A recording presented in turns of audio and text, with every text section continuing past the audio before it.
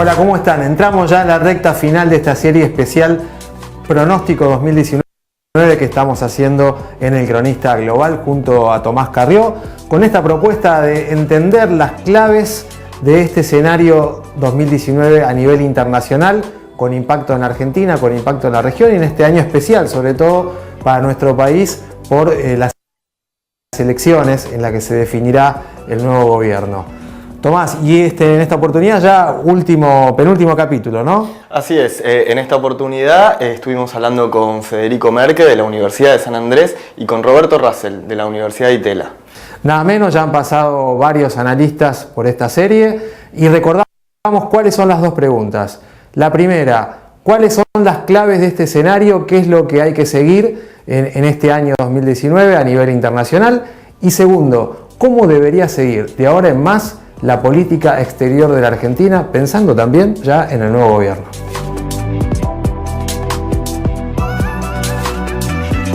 Bueno, yo creo que hay un fenómeno, si se quiere, más estructural, ¿no?, que trasciende el 2019, que es este conflicto creciente entre grandes poderes, digamos. Algunos dicen es una vuelta a la política del pasado. Yo creo que no, yo creo que hemos vivido una etapa rara, que fue una etapa sin conflicto entre grandes poderes porque, bueno, había una primacía de Estados Unidos. Y hoy lo que tenemos es una vuelta a las competencias clásicas entre países que descienden relativamente, países que ascienden, y todo esto va a marcar el curso del 2019. Lo que uno más ve de este conflicto, sobre todo si lo observa de la Argentina, es la guerra comercial, ¿verdad?, que es lo que uno ve en los periódicos todo el tiempo. Eso probablemente tenga algunos momentos de tregua. Esto es de mayor conflicto, más cooperación, pero en definitiva el signo de esta relación, en todo caso, entre China y Estados Unidos está marcada por una rivalidad creciente por espacios de poder. Es decir, China lo que quiere es ir sacando de a poco a Estados Unidos del sudeste asiático, de la zona de influencia natural de China, y Estados Unidos lo que quiere es que China no tenga más peso político o ese peso político creciente que uno ve que está teniendo en América Latina, ¿no? China jugó un papel muy relevante, digamos, hasta hace muy poco tiempo, en términos de un país que compraba lo que nosotros producíamos cuando tuvimos el auge de los commodities. Y para Estados Unidos no era un tema de enorme preocupación en ese momento. Ahora esta China más asertiva, más fuerte, con esta competencia fenomenal que hay creciente entre estos dos poderes, obviamente preocupa a Estados Unidos, no solo lo que está pasando en Asia, que es el área natural, digamos, donde esta competencia se va a dar con más crudeza, sino lo que pasa en América Latina, que tradicionalmente ha sido la zona de hegemonía de Estados Unidos. Esto es, si Estados Unidos es poder regional, solo lo es en América Latina. Y lo que China está procurando hacer es construirse como poder regional en su área de influencia. Y para eso necesita sacar a Estados Unidos. A mí me parece que hay tres elementos que yo no diría que son acontecimientos discretos que uno puede identificar, sino que son procesos que empezaron años atrás y que van a seguir después del 2019. Me parece que el primero y el más general que yo veo es una suerte de tensión entre Occidente y el resto. Esto tiene que ver con lo que fue el ascenso de potencias periféricas, de potencias del sur global, de una clase social, de una clase media internacional cada vez más globalizada. Y me parece que ahí hay tensiones que tienen que ver con qué reglas son las que se discuten del orden internacional, ¿no? Porque los que suben, los que llegan, quieren volver a conversar y quieren volver a tener reglas más equitativas o que emparejen el campo de juego, ¿no? Me parece que esa tensión está.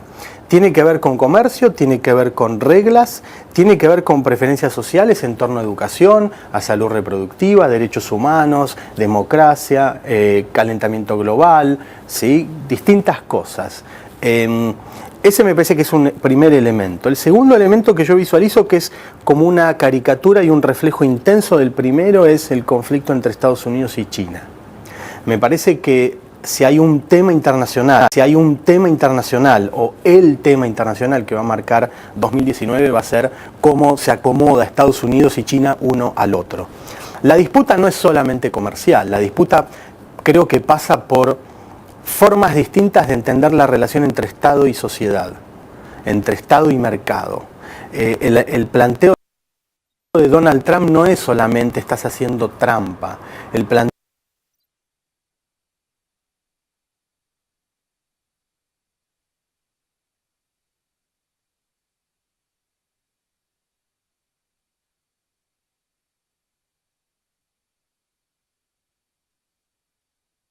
es que tu modelo es más competitivo que el mío para insertarse en la globalización. Entonces me parece que esa discusión nos va a consumir buena parte de la atención internacional de 2019. Y el tercer elemento, creo que no es un elemento interestatal, sino que es transversal, que tiene que ver con esta tensión entre, para ponerlo de alguna manera, entre populismo y globalización, entre nacionalismo y globalización.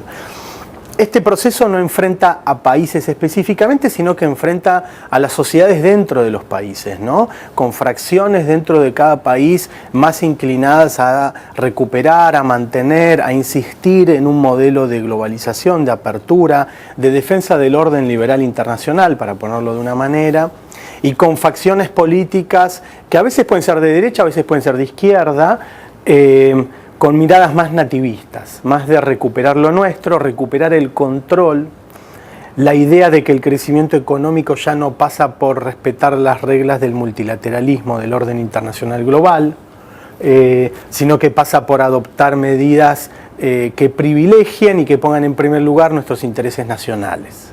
En relación a este tercer elemento de nacionalismo versus globalización, yo creo que hoy, y hoy en particular, el caso más emblemático es el Brexit, ¿no?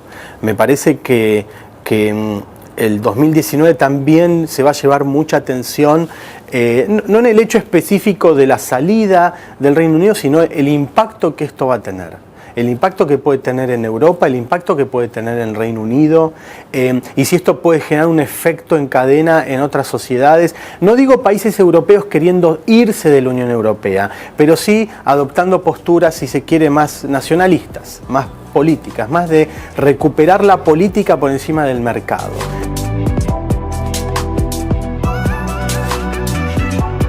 En términos de política exterior, lo que estamos viendo es un juego en el que cada uno hace su juego propio. Digamos, estamos muy lejos de una situación en la que uno podía pensar en cierta coordinación de políticas, en una clave clásica de ir generando más espacios de autonomía. Entonces tenemos una situación en la que todo se bilateraliza. Estados Unidos procura bilateralizar porque es su manera, obviamente, de jugar con la asimetría de poder que siempre tiene. Y China es exactamente lo mismo. Es decir, no encontramos situaciones en las que los uruguayos, paraguayos, argentinos, brasileños nos unimos para negociar juntos con China, sino que cada uno trata de sacar su propio provecho de esta situación, que lo único que hace es convenirle a los grandes poderes, ¿no? Así que yo la situación de la región la veo como muy crítica. Creo que toda aspiración de pensar en una acción concertada para ir ganando más espacios de poder no se va a ver en los próximos años. Y además porque tenemos una situación en la que hay muchos países en extrema vulnerabilidad, como es el caso de la Argentina, ¿no? Entonces eso limita mucho tu opción de política exterior. Hay una región más desintegrada, hay una región muy heterogénea en cuanto a modelos políticos económicos. En un extremo está la Venezuela colapsada, en otro extremo tenemos países mucho más sólidos y armados y insertados en la globalización, como es el caso de Chile. Tenemos países pequeños que les ha ido más, digamos, les ha ido mejor que a los países grandes. Pienso en Uruguay, pienso en Chile, en Costa Rica, en Panamá. México está mal, Brasil está mal, la Argentina está mal.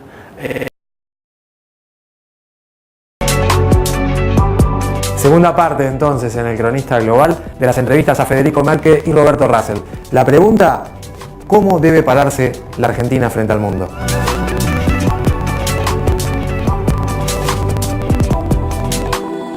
La Argentina para mí tiene un problema recurrente a la hora de hacer política exterior este país, que es la inestabilidad interna.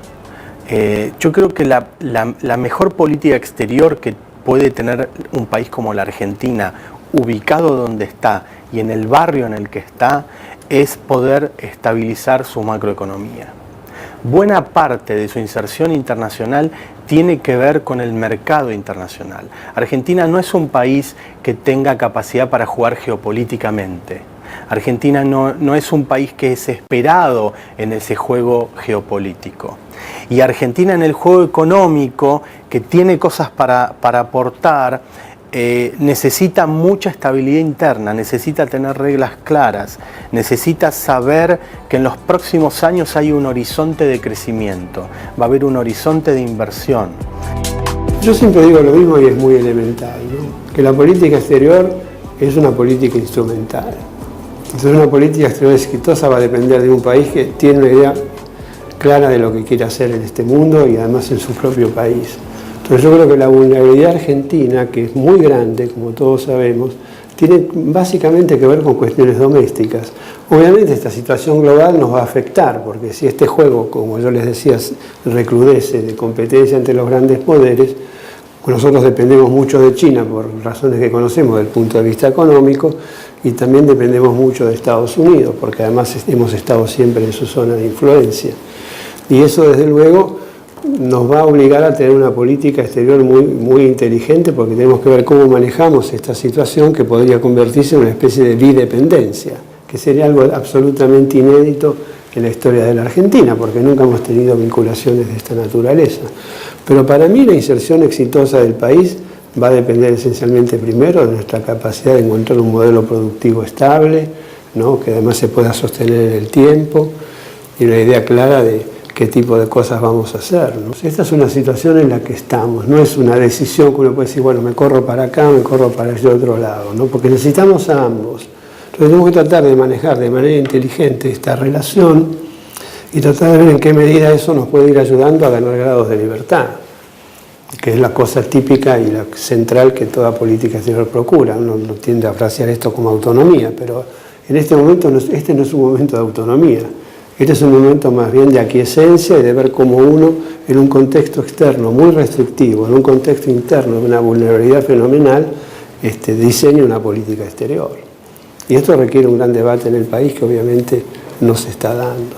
Yo creo que sí, yo creo que al mismo tiempo que estamos en este contexto restrictivo, ¿no? Donde dependemos tanto de estos dos actores, obviamente hay muchos otros actores que también juegan y con los que tenemos que jugar, ¿no? Yo lo veo como una oportunidad en una situación en la que nuestros márgenes de maniobra son muy limitados. Entonces hay que trabajar con extrema inteligencia, pero para eso hay que tener primero en claro qué tipo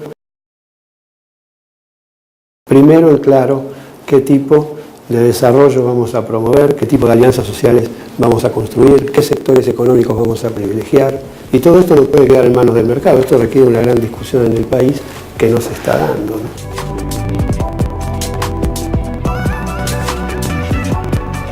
Entonces la política exterior es muy reactiva a los cambios domésticos que hay en la Argentina. Y me parece que uno de los defectos de los presidentes en este país, de Alfonsín en adelante, es sobreestimar el impacto que tiene la política exterior en el corto plazo. La idea de que si yo decido cosas rápido, fuertes, intensas, que sean señales al mundo, el mundo va a reaccionar. Entonces, sobreestimamos el efecto de decisiones en el corto plazo y por otro lado subestimamos el efecto en el largo plazo de decisiones que tomamos dentro del país. Esto es, que el default ya pasó, el default de 2002 ya pasó, que los problemas que tuvo la Argentina en los últimos años pasaron o estarían pasando o queremos que pasen y que estamos haciendo todo el esfuerzo para que pasen. Y nos olvidamos que ese mundo que existe ahí tiene memoria, tiene un cálculo, tiene incentivos, que no va a invertir en la Argentina, no va a hacer negocios en la Argentina mirando estrictamente el signo ideológico del presidente, sino mirando cuál es el horizonte de crecimiento que me ofrece ese país. Entonces me parece que hay que ser mucho más pragmáticos en este sentido, bajarle el precio a la política exterior cortoplacista y subirle el precio a una política exterior, no sé si de largo plazo, pero sí de mediano plazo, que se plantee objetivos sostenidos en el tiempo. Si uno mira de los años 90 para acá, la política exterior argentina ha cambiado, pero hay muchas cosas que permanecen.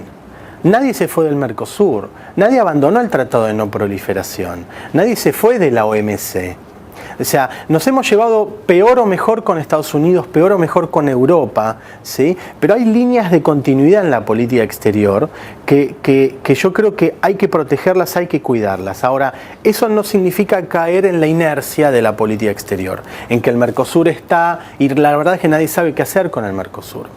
Y un problema fundamental que tiene Argentina hoy es cuál es el equilibrio entre la escala y la flexibilidad en materia comercial. Nosotros queremos aumentar nuestra escala, pero no tenemos la flexibilidad para ir a esa escala. Concretamente estoy pensando en las trabas que nos pone el Mercosur para negociar acuerdos de libre comercio con terceros países, por ejemplo. Si uno mira los acuerdos comerciales de bloques regionales en el mundo, todos están haciendo acuerdos con todos prácticamente. El Mercosur está cada vez más aislado. Entonces, Argentina hoy está comerciando con el 10% del PBI mundial. Y hay un objetivo de llegar a un 25, a un 30. No hay manera de crecer si no cambias este trade-off entre escala y flexibilidad. Eso a mí me parece un desafío para cualquier presidente que gane a final de este año.